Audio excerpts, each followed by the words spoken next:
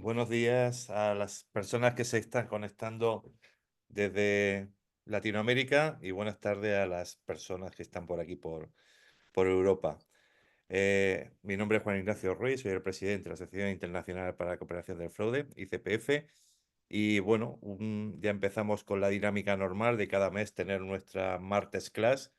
Hoy ya con una temática de nuestra área de actividad muy potente y tenemos hoy Sandra Cerro, que ahora después la presentará nuestra secretaria general, Marta Villén, de esta nueva edición de la Martes Class.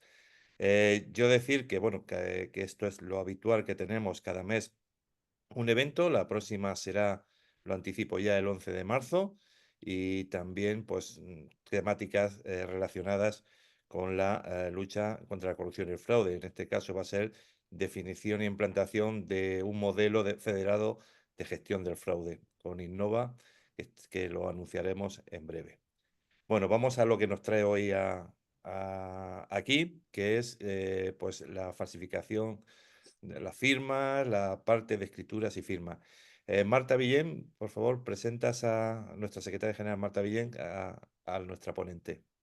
Sí, muchísimas gracias, Juan Ignacio. Bienvenidos a todos. Y nada, deciros que, bueno, contamos y tenemos la suerte de estar con Sandra Cerro. Es un privilegio que haya accedido a darnos esta martes class. Sandra es grafóloga y es perito calígrafo.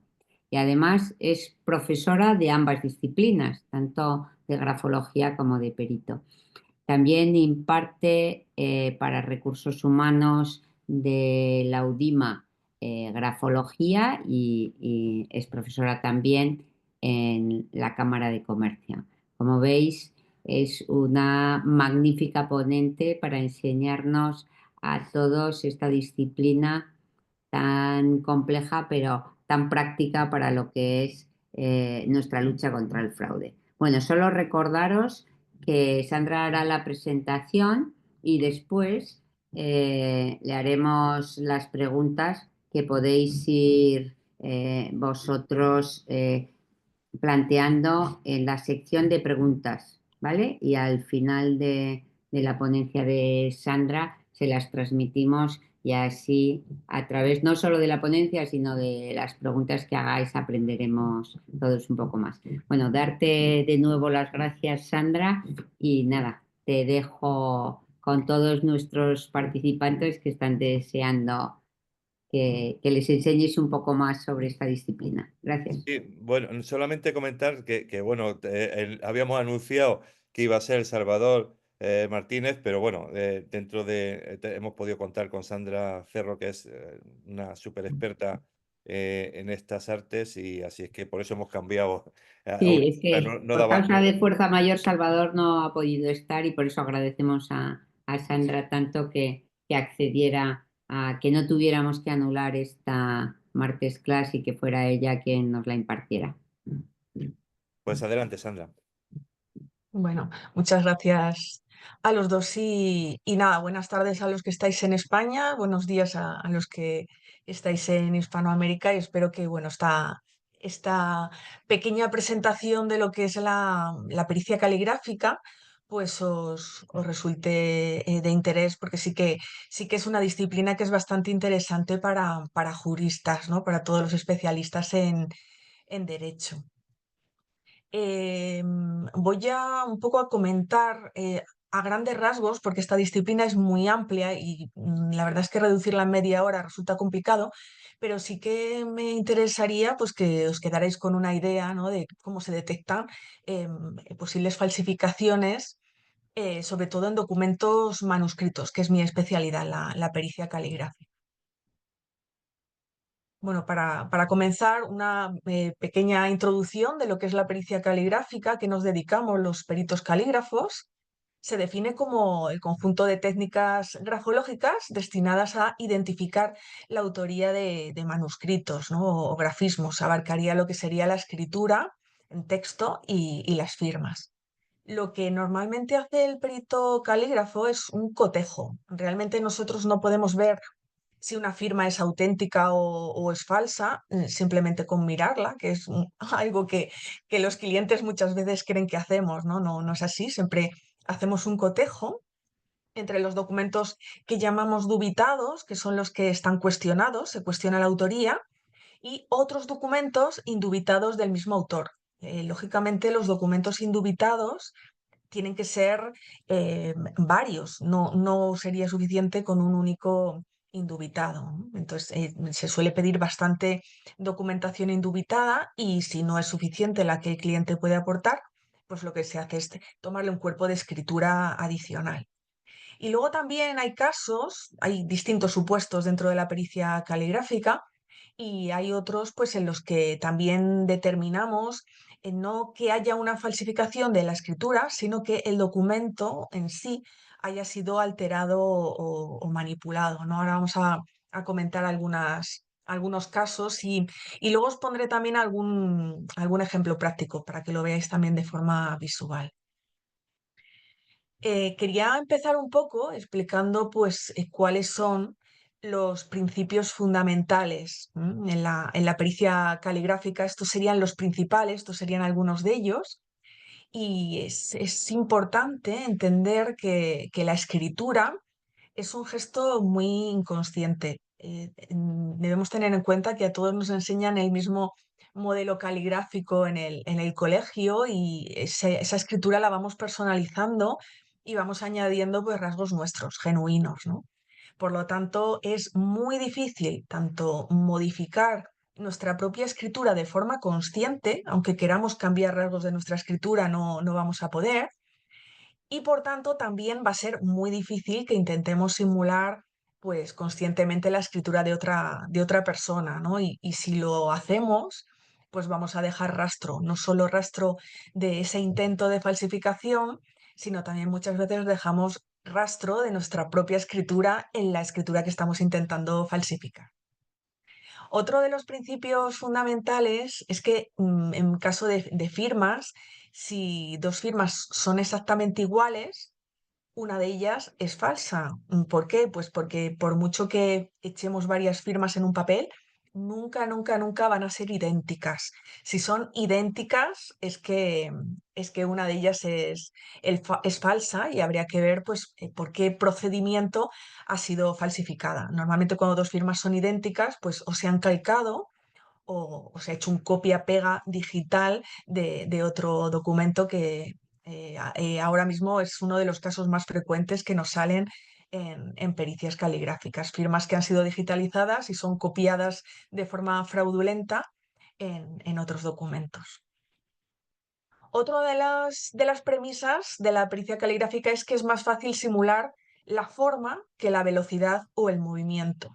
En general, cuando intentamos falsificar una firma, pues nos fijamos en los rasgos generales y en rasgos más de forma, pero la velocidad y el movimiento particular de cada persona, pues va a ser muy difícil de emular. Y más también, pues cuando una persona, que pasaría al siguiente principio, cuando una persona tiene un nivel gráfico bajo, va a ser difícil que intente emular tanto la forma y mucho menos la velocidad y el movimiento de alguien que tiene un nivel gráfico muy alto. Y las personas con un nivel gráfico alto sí que podrán bajar un poquito de nivel, ¿no? E intentar falsear una escritura de un nivel inferior, pero también va a dejar su propio rastro. Luego en el falsificador, si nos metemos en la mente del falsificador, yo creo que todos o casi todos habremos intentado falsificar la firma de nuestros padres en el colegio, en algún certificado. Vamos, yo lo he hecho, me confieso, que he intentado falsificar en un poco, ¿no? En la firma, en la ventana, calcando. Y lo normal es que nos fijemos en los rasgos más generales, en el bruto de lo que es la forma de ese grafismo, ¿no? De esa firma. Pero tendemos a descuidar los pequeños gestos que son muy personales del autor. Esos pequeños detalles se suelen pasar por alto por parte del falsificador. Y luego también van a delatar mucho pues, los nervios de la culpabilidad y signos de esfuerzo porque estamos intentando simular o forzar una escritura que no es la nuestra y además muchas veces tenemos conciencia de que estamos haciendo algo mal, ¿no? Ese sentimiento de culpabilidad de decir, bueno, estoy cometiendo un fraude o estoy haciendo algo que no está bien, pues todo eso se va a delatar también en signos de la escritura. Aquí os he puesto los principales casos de los tipos de falsificación que nos solemos encontrar, los peritos calígrafos. Hay distintos tipos. Una sería autografiada, también la falsificación no autografiada y luego la manipulación documental, que aquí no hay autografía, sino que hay manipulación en sí del documento, aunque no haya escritura en él. Los principales supuestos de falsificación autografiada pues sería la falsificación servil o simple copia. Luego veremos algún ejemplo, algún caso práctico, que es la que se realiza con la muestra delante. Como podréis imaginar, ese tipo de falsificación deja bastante rastro, sobre todo porque es muy lento. Si estamos intentando mirar la copia que tenemos al lado, pues uno de los signos donde vamos a detectar al falsificador es en signos de lentitud y temblores en el trazo, muchos reenganches porque el trazo se interrumpe y porque hay dudas a la hora de mirar la firma de muestra, pues hay dudas y normalmente se va a interrumpir el trazo y ese trazo va a ser más lento. Otro tipo de falsificación autografiada es la de memoria o imitación reiterada, que es que te aprendes una firma porque la has hecho muchas veces y ya no necesitas tener la muestra delante, sino que la tienes en tu memoria. Esa falsificación va a ser muchísimo más espontánea porque sí que se hace de memoria y se plasma de una forma espontánea sobre el papel, pero claro, también va a tener errores, un poco por lo que os comentaba antes, de que nos solemos fijar más en la forma que en el movimiento y descuidar los detalles pequeñitos. Otra falsificación es la imaginada o ejecución libre, que está bueno. Esto es hacer, hacer un auténtico churro inventándote la firma y no tiene absolutamente nada que ver con la firma indubitada. Van a ser muestras totalmente diferentes. Luego estaría la falsificación mediante enmiendas gráficas, que es hacer algún tipo de retoque en las grafías del documento. La falsificación mediante calco, que se puede hacer pues, con papel calco o en un cristal o en una mesa de luz. Y claro, este tipo de falsificaciones sí que calca exactamente la firma dubitada, la firma de muestra, pero normalmente pues, se va a reflejar la falsificación con un trazo muy lento, muy, muy lento y también con mucho reenganche a lo largo del trazo. También estarían las autofalsificaciones, el intento de modificar la propia escritura. En el caso de los anónimos, por ejemplo, cuando queremos escribir un anónimo a otra persona, pues eso es una autofalsificación, porque intentamos enmascarar nuestra propia escritura para que no se descubra que somos nosotros los autores. Luego estaría la falsificación por sorpresa o con engaño, que un ejemplo muy claro de este tipo de falsificación es el abuso de firma en blanco. Luego veremos algún ejemplo también práctico, visual, que es pues hacer a la persona firmar un documento en blanco o con algo escrito y luego añadir texto sobre ese documento que ha sido previamente firmado, ¿no? Entonces sería un tipo de falsificación por sorpresa y con engaño porque la persona realmente no sabe lo que está firmando. La falsificación por mano guiada es un tipo de falsificación que ha sido bastante frecuente, desgraciadamente, durante la pandemia. Hemos encontrado bastantes casos de estos, de personas pues, que estaban moribundas en cama y se les ha guiado la mano para firmar pues, algún tipo de documento, contrato, testamento. Bueno, ha sido una práctica bastante flagrante y bastante habitual en la pasada pandemia. Luego, falsificación con retoques también, retocar letras que están previamente escritas, pues se hace algún retoque con intento de modificar ese contenido. En cuanto a la falsificación autografiada, tendríamos la impresa a través de un pantógrafo o a través de un sello. Aquí tampoco vamos a entrar a especificar mucho, no sería especialidad de la pericia caligráfica, sería más de la documentoscopia, igual que la manipulación documental. Manipulación de documentos, pues los supuestos más habituales son el borrado, el tachado, el raspado y manipulación química o incluso con quemado. Aquí, claro, en este tipo de falsificaciones se deteriora mucho lo que es el soporte. Entonces se puede ver bastante bien que el documento está manipulado porque se ha alterado bastante lo que es el soporte, la hoja. En general, ¿en qué nos fijamos los peritos calígrafos? Bueno, voy a pasar un poco de forma muy general por esto, pero que os quede un poco la idea de que nos fijamos en todo el documento, todo el documento escrito, texto, firma, lo que incluye al documento que se está cuestionando.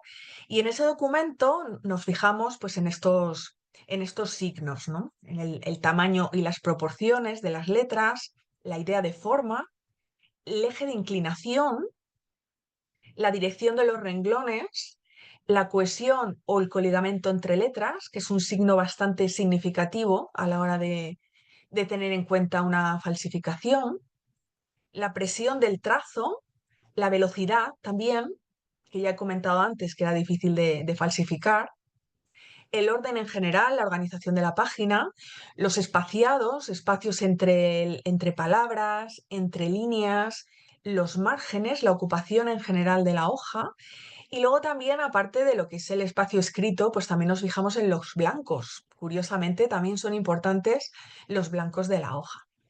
Luego llamamos letras reflejas a las letras sueltas que, como decía antes, ¿no? Con la idea de forma, cada persona tiene una forma peculiar de hacer las letras, aunque partamos de un modelo caligráfico que puede ser más o menos igual, sí que tiene diferencias entre distintos países o distintas épocas, pero lo importante es entender que la escritura se va personalizando y se va modificando y va madurando y va cambiando con nosotros a lo largo de toda nuestra vida a medida que nosotros vamos evolucionando. Entonces, vamos a añadir formas, gestos particulares a las letras y que se van a diferenciar de las de otras personas.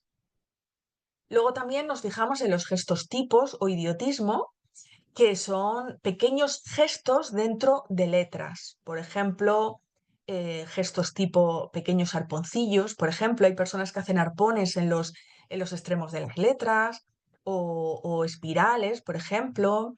Distintas formas de hacer las barras de las T's, distintas formas de hacer los puntos de las I's.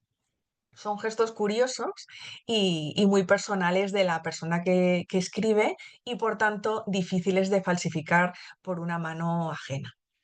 Luego también nos fijamos en las particularidades o accidentes gráficos, como pueden ser pues, algún tipo de errata, algún tipo de trabadura, que delatan un poco también esos nervios de la culpabilidad que comentaba antes.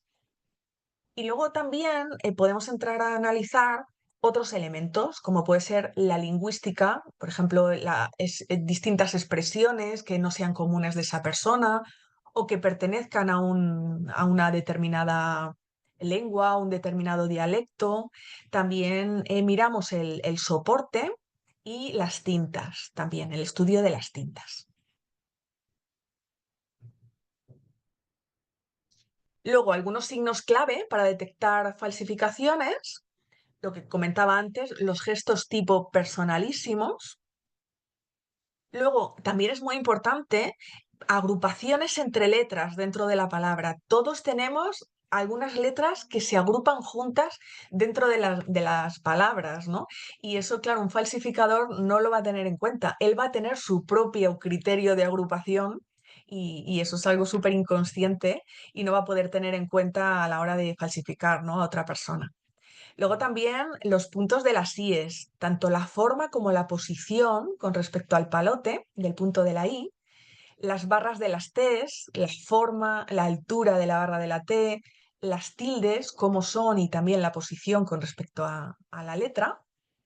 También muy importante el espaciado entre palabras, el espacio que separa unas palabras de otras, pues hay personas que lo hacen muy regular, más estrecho, más amplio, otras personas que lo hacen muy irregular, igual que el interlineado. El interlineado, pues todos tenemos también más o menos un criterio a la hora de separar las líneas en nuestros textos.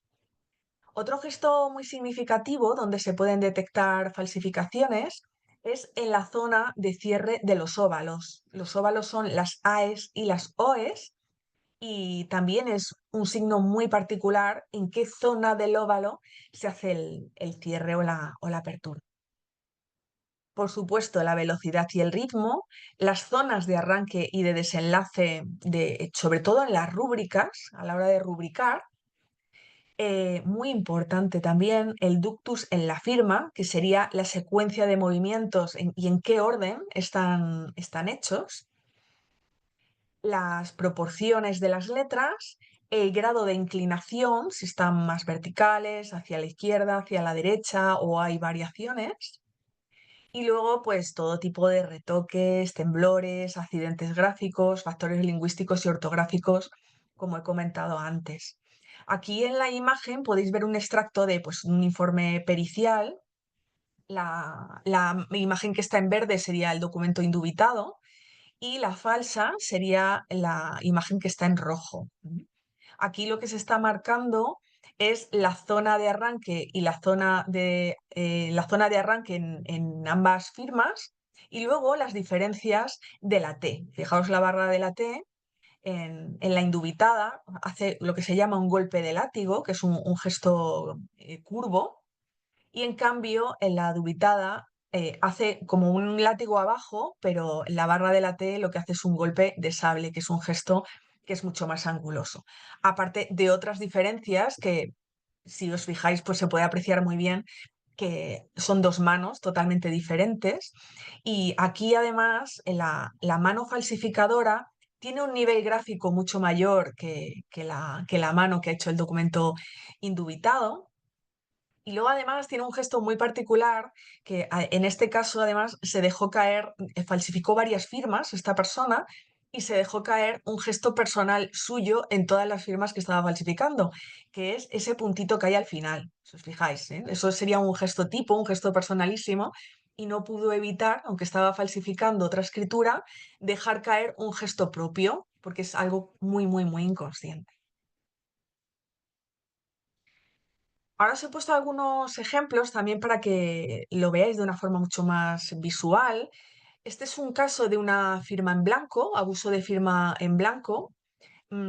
Fijaos que en la imagen primera el trazo de tinta pasa por encima del texto mecanografiado. Esto lo podemos ver al microscopio con distintos aumentos y al superponerse los trazos, el trazo mecanografiado y el trazo de tinta, podemos apreciar cómo la tinta pasa por encima. Entonces, ahí ha sido firmado encima del documento mecanografiado.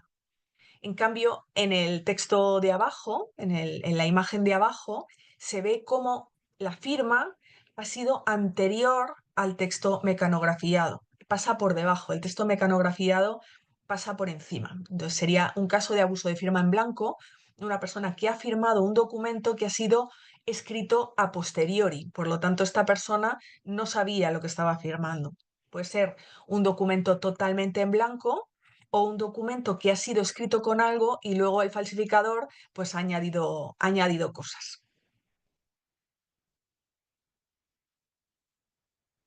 Aquí tendríamos una muestra de lo que os comentaba antes de la falsificación servil o simple copia, que es en la que se realiza con la muestra delante y por tanto pues, se delata con un trabajo muy, muy, muy lento y tembloroso. Si os fijáis, tiene la firma dubitada, tiene muchísimos temblores, se parece porque ha intentado simular un poco lo que es el bruto, como os comentaba antes, el bruto, la forma bruta, pero pues si os fijáis en lo que es el garabato de la rúbrica, no se parece y aparte pues tiene algunos temblores por aquí por abajo se ve que no es un trazo limpio, no es un trazo rápido, sino que ha sido ejecutado con bastante lentitud.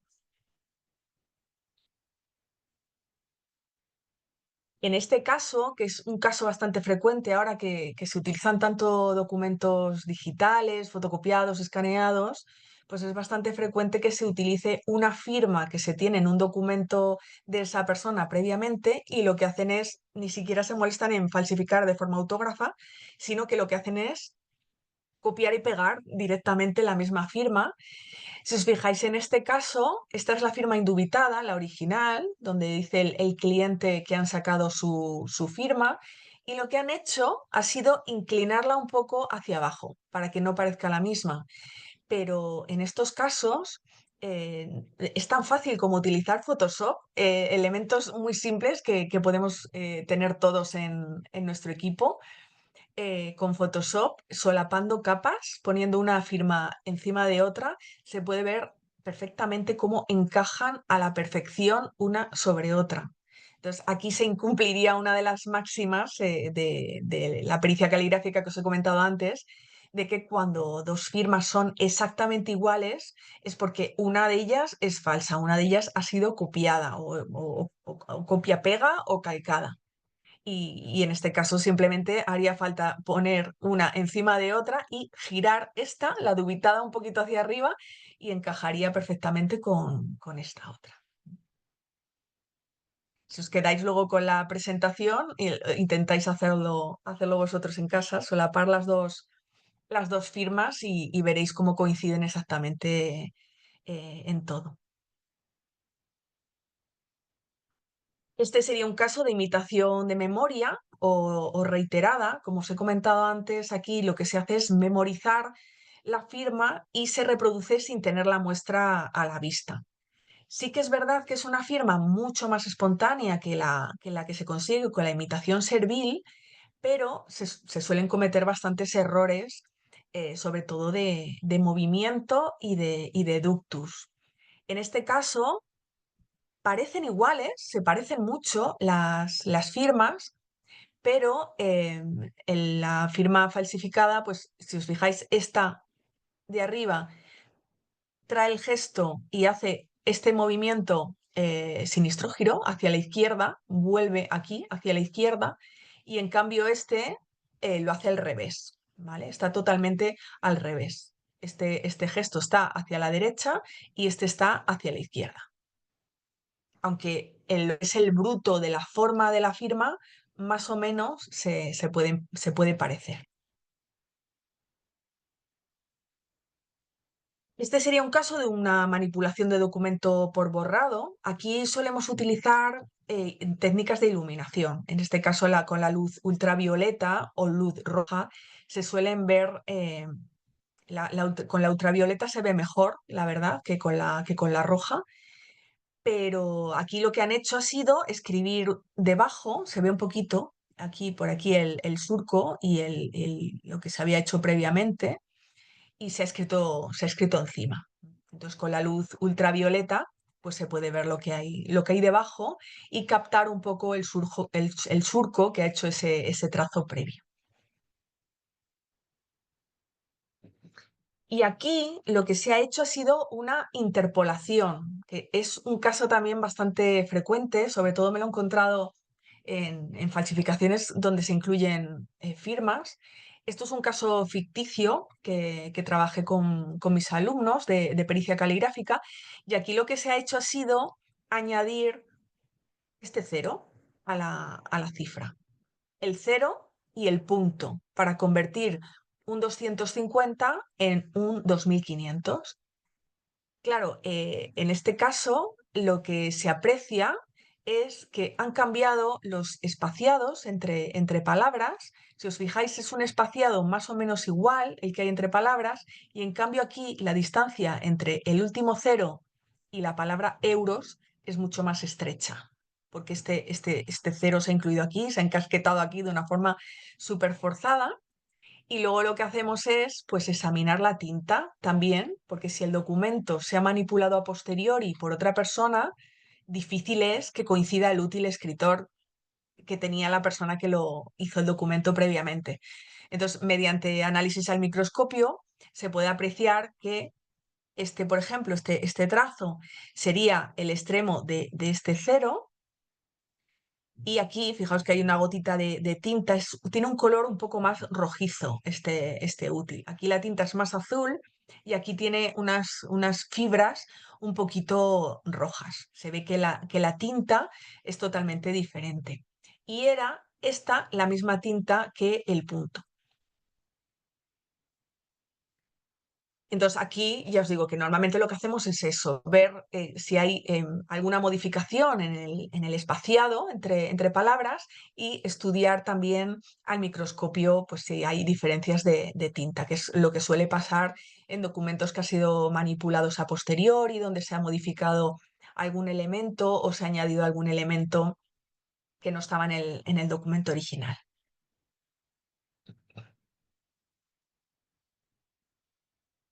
Vale, pues hasta aquí creo que he dado alguna pincelada. Me hubiera gustado tener tiempo para poner algún ejemplo más porque es interesante. Pero bueno, como teníamos media horita, también para dejar tiempo a preguntas que tengáis si tenéis alguna curiosidad.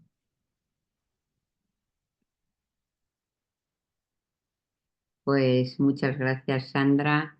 Si tienes alguna pregunta, y yo creo que surgirán también más preguntas. Bueno, la primera que preguntaba que qué problemática hay en la identificación de firma cuando ésta se plasma con el dedo en una pantalla digital. Ah, claro, esa es otra casuística. Claro, ahí es que el problema es que cuando comparamos dubitados con indubitados, tenemos que comparar el mismo soporte. O sea, habría que tomar un cuerpo de escritura hecho en el mismo soporte. No valdría una firma hecha en un documento en papel, por ejemplo, para comparar una firma digital y luego aparte está habiendo mucho problema con el tema de, pues, de este tipo de firmas que las hacemos como muy rápido, sin pensar y sin pensar sobre todo en las consecuencias legales que puede tener, ¿no? Cuando recibimos un paquete que nos dicen firma aquí, pues igual muchas veces no hacemos ni nuestra firma. Entonces, si las firmas no se parecen, va a ser muy difícil defender esa falsificación con un informe pericial. Y si se parecen, habría que tomar cuerpo de escritura en el mismo soporte. Pues sí, de la siguiente pregunta te dicen que qué significa nivel gráfico alto o bajo. Claro. Sí, el nivel gráfico, a ver, eso está también más relacionado con grafología, ¿no? Las personas que tienen en grafología identificamos la escritura con la personalidad, ¿no? Entonces encontramos que personas que tienen un nivel muy alto de inteligencia, de creatividad, pues suelen hacer signos muy potentes en la escritura, que tienen mayor velocidad, tienen lo que llamamos ligados altos, que son ligados en los puntos del síes, son signos de muchísima agilidad mental. Entonces, a esas personas inteligentes, pues les resulta muchísimo más fácil bajar el nivel y emular una caligrafía más torpe. En cambio, una persona que tiene un nivel gráfico bajo porque tenga un nivel cultural bajo, porque tenga un nivel intelectual un poquito más bajo, le va a ser más difícil levantar un poco el nivel y conseguir esos ligados altos y esa agilidad que tendría una persona con un nivel gráfico superior. Pues muchas gracias. Siguiente pregunta te dice que con el uso de la tecnología, ¿qué formas de verificar la autenticidad de las firmas digitales se debe tener en cuenta? Mm. A ver, realmente la tecnología nos ayuda en el sentido de, pues, nos ayuda a observar mejor las firmas, a tener más herramientas para observar, para medir, por ejemplo, temas de la presión. Están sacando software ahora que miden muy bien la presión, pero cuando hablamos de escritura manuscrita, al final yo siempre digo que la tecnología aquí nos puede ayudar un poco a observar, pero pero sigue siendo algo muy manual, sigue siendo algo muy artesanal. Entonces el cuerpo de escritura manuscrito va a haber que hacerlo igualmente, ¿no? O sea, la tecnología nos puede ayudar en el sentido pues, de mejorar técnicas de iluminación, de toma de muestras, de observación, de digitalización con mejor calidad, pero al final, pues, aunque dicen que estamos dejando de escribir, la firma del contrato y todo esto lo seguimos haciendo igual de manual que siempre.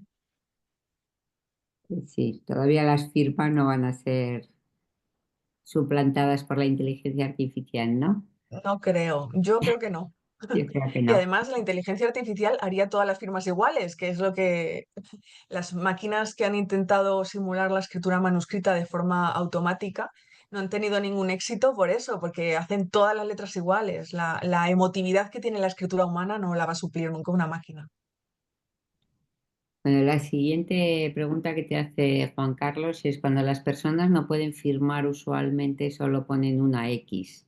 En este caso, ¿se puede saber si esa X es auténtica? Claro, tendría que hacer su cuerpo de escritura con su X. Ujú. Cualquier gesto gráfico se podría cotejar.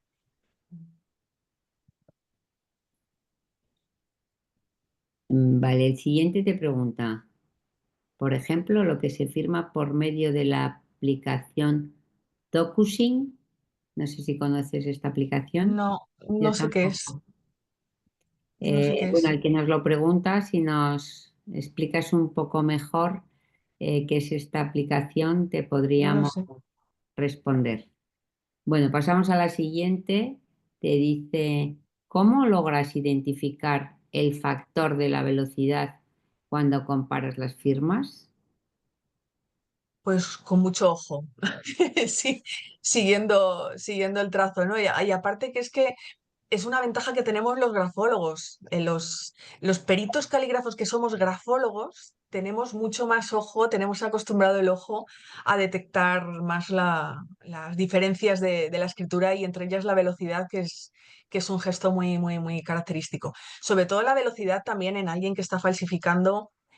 Aparecen temblores. El trazo lento genera temblores y genera reenganches y genera pérdidas de presión a lo largo del trazo. Un trazo que es seguro, firme y ágil no tiene temblores ni roturas en el trazo. Entonces, normalmente con técnicas de visualización, con el microscopio, con lupas grandes, pues se puede ver todo eso muy, muy bien. Muy bien. Te dice, bueno, la verdad es que muchos te dan gracias por tu exposición y no te las voy a repetir en todas las preguntas, pero bueno, que te dice, ¿puedes referenciarnos alguna bibliografía relacionada a la grafología? Uf, ahora mismo así de memoria, lo único, en mi página web tengo un apartado de bibliografía. Si quieren entrar o que me manden un mensaje y se lo mando, porque grafología hay muchísimo, pericia caligráfica hay menos. Yo colaboré en el Memento Perito Judicial de Ediciones Lefebvre el Derecho, que hay un apartado de la pericia caligráfica ahí, que viene esto muchísimo más ampliado, con jurisprudencia, pero de grafología hay muchísima bibliografía. O sea, que quien esté interesado que me contacte y se lo mando. Y si no, que entren en la página web, en cualquiera de las dos que pongo ahí, está bueno, no, en Sandra Cerro está la bibliografía. En sandracerro.com hay bibliografía de grafología un montón. Lo tenéis en pantalla, ¿eh? Así que de ahí podéis coger las señas de Sandra para poder ver un poco más sobre la bibliografía y todo lo relacionado con ella. Bueno, el que nos preguntaba DocuSign nos dice que es uno de los principales servicios de firma electrónica. Es una plataforma en la que puedes crear una firma digital para luego firmar documentos electrónicos y que está reconocido legalmente en toda la Unión Europea. Y lo que Claro. nos preguntaba, por ejemplo, lo que se firma por medio de una aplicación de DocuSign, ¿cómo podemos? Claro, es que eso va a ser una firma idéntica todo el rato. Entonces va a ser como el caso que he puesto del copia-pega. Tú generas una firma y va a ser la misma siempre que vas copiando en distintos documentos. Entonces se va a poder demostrar que es tu firma digitalizada, pero a partir de ahí el uso que se haga de ella. Por eso yo considero, no sé hasta dónde va a llegar todo esto, pero yo considero un poco peligroso tanta digitalización de las firmas, porque se pierde un poco la identidad con tanta firma copiada. Bueno, la segunda pregunta está también bastante relacionada con esto porque te pregunta que cuando se usan firmas digitales en los documentos de plataformas como Adobe Sign, ¿podrían identificar alguna falsificación? Normalmente al hacer la firma digital casi nunca es igual a la que se firma en un papel, ¿no? Claro, sí, pero sería siempre la misma. Es lo que comentaba antes, que si tú creas una firma digital y la vas copiando en todos los documentos, va a ser idéntica siempre. Claro, ahí es cuando se ha introducido la firma, ¿no? Mm, Vale, la siguiente pregunta es, la caligrafía en los adultos mayores presenta temblores y el mm. factor rapidez en el análisis no cabría en este caso, ¿no? ¿Qué factores más importantes se podría considerar para verificar la forma de la firma? Claro, es que si se trata de una firma de una persona mayor, ese dato tenemos que conocerlo. Al igual que si tiene algún tipo de enfermedad, porque puede condicionar la escritura y puede, muchas veces, de hecho, hemos hecho periciales que aparentemente parecían una falsificación por otra persona y el problema era que esa persona tenía una deficiencia en la motricidad fina. Y entonces se ha reconvertido una pericial caligráfica en una pericial grafopatológica para demostrar que esa firma sí que era de esa persona y que no era una falsificación. Lo que pasaba es que estaba condicionada por insuficiencia en la motricidad, pues debido a la edad, debido a la enfermedad. Muchos casos de Alzheimer, por ejemplo, el Alzheimer también genera muchos temblores y mucho deterioro en la firma. Entonces, en casos por ejemplo, de testamentos hológrafos, también vemos, ¿no? Personas mayores que hacen, o personas enfermas que hacen testamentos manuscritos y pueden aparentar que son falsos porque tienen esos temblores, pero realmente pues, sí que son de esa persona. Lo que pasa es que hay deterioro cognitivo, deterioro gráfico en la escritura. Perfecto. Bueno, la siguiente pregunta te preguntan que ¿cuáles son los errores más comunes en la falsificación de documentos y firmas? Pues los que he comentado, sobre todo temblores, que sean tan torpes como para coger una firma de otro documento y plantarla y que sea igual. eh, Lentitud en el trazo o eso, dejar caer pequeños gestos eh, propios, ¿no? de la persona que falsifica y que no se corresponden con el que ha hecho el documento, ¿no? original. Perfecto. Bueno, la última pregunta, porque yo creo que ya estamos llegando en, al final del tiempo que nos hemos dado, te dice, ¿en qué caso se puede considerar falsa una firma electrónica? Pero firma electrónica manuscrita. Claro, porque No, si es manuscrita es lo que hemos comentado antes. Si es no. firma electrónica de la no manuscrita, eso ya entraría dentro de otro campo de investigación, no sería una pericia caligráfica. Esas las suele investigar más la policía científica. Si te dice que sería con un PIN, no manuscrita. Esa la tiene Claro. Ujú. esa ya no Esa ya se sería me escapa. un perito caligráfico, ¿no? Sí, Porque no sí. sería Es un perito calígrafo ya no. El calígrafo es escritura manuscrita. manuscrita, ¿no? Porque, a ver, te preguntaban qué diferencia hay entre la pericia caligráfica y la grafología. La, la grafología. Sí, Sí, no, la grafología es el análisis de la personalidad en la escritura y la pericia caligráfica es la identificación de la autoría de manuscritos. El perito calígrafo no entra a valorar la personalidad del escribiente. El grafólogo sí que identifica signos psicológicos de la personalidad en la escritura. En México, la pericia caligráfica se llama grafoscopia o grafoscopía, porque hay gente de México que me pregunta qué diferencia, qué es la pericia caligráfica. En España se denomina pericia caligráfica, en México es grafoscopia o grafoscopía. Ya. Bueno, te preguntaban que yo creo que ya lo has respondido, alguna formación para aprender a detectar firma falsa, pero bueno, que vean tu Sí, bibliografía, ¿no? yo imparto formación. Ujú. Vale, que vean y bueno, tú das cursos tanto en el Udime como en la Cámara de Comercio, ¿no? Ujú. En cualquier caso, tanto en la página web, ¿no? Podrán encontrar Sí. bibliografía y formación, ¿no? Ujú. Perfecto. Pues muchísimas gracias. La verdad es que te daba las gracias por por tu presentación y por haber compartido tus conocimientos.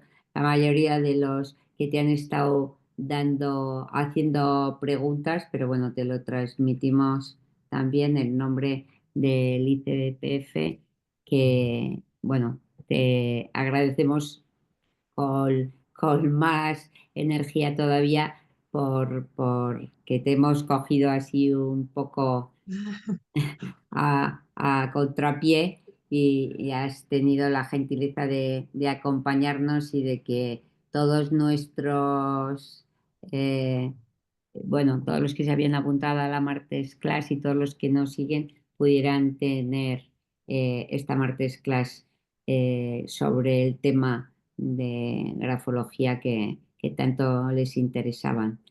Y bueno, Sí. recordaros, Juan Ignacio, ¿no?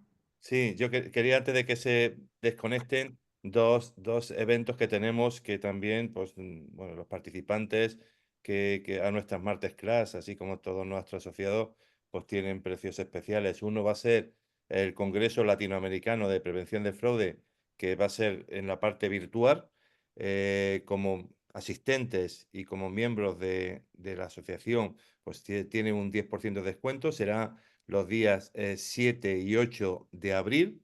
El 9 de abril es en presencial en Costa Rica, pero bueno, el 7 y el 8 es virtual y pueden ser desde cualquier parte y en horario de Latinoamérica, porque el congreso va a tener el horario de Centroamérica. Y bueno, he puesto ahí en el chat las personas, los links del evento. El evento está, que lo llevamos, como decía, organizando con Capacita 8 años. Está focalizado pues, a auditores internos y a las personas que sean expertos en la lucha contra la corrupción y el fraude, que quieran ver las últimas tendencias, ¿no? Y el futuro. Ahí estaremos tratando la inteligencia artificial, temas bueno, de normativa internacional, buenas prácticas, ISOs, etcétera, etcétera. Todo lo más actualizado en la práctica de la lucha contra la corrupción y el fraude. Por tanto, como sois personas que estáis relacionadas con el ICPF, pues tenemos un descuento del 10%. Hay un precio especial para las inscripciones hasta el día 28 de febrero y a partir del 28 de febrero pues se incrementan los precios por eso, bueno, os he puesto ahí el link, en nuestra página web se pueden inscribir. Si vais por nuestra página web, pues lógicamente vais a tener el descuento garantizado. Y nada, pues que os animamos a que estéis actualizados en todas estas materias. También comentaros, como he dicho al principio de la clase, que nuestra próxima martes clase será el 11 de marzo, que vamos a hablar sobre, bueno, la gestión del fraude, ¿no? Cómo monitorizarlo y cómo seguirlo, y lógicamente cómo prevenirlo y cómo detectarlo en las organizaciones. Ahí vamos a estar de la mano de Innova. Y nada más, es decir, que gracias por bueno, pues vuestra atención. Como siempre, la verdad es que nos sentimos muy orgullosos en el ICPF, ¿no? De las audiencias que vamos teniendo en estas martes class. Y bueno, pues como tiene que tener alguna ventaja los asociados, el certificado de asistencia pues es gratis para nuestros asociados, y a los que no sean asociados, pues sabéis que en la página web os esperamos a todos en este colectivo que nos dedicamos, pues bueno, a traer buenas prácticas y a tratar de luchar contra esta lacra que es la corrupción y el fraude en todos los niveles, ¿no? Y nada más, agradecer otra vez más a Sandra Cerro por compartir sus conocimientos, A y vosotros. os esperamos en nuestros próximos eventos. Muchas gracias por vuestra asistencia. Pues muchas gracias a todos por la asistencia. Hasta la próxima martes clase, 11 de marzo. Gracias, Sandra. Gracias.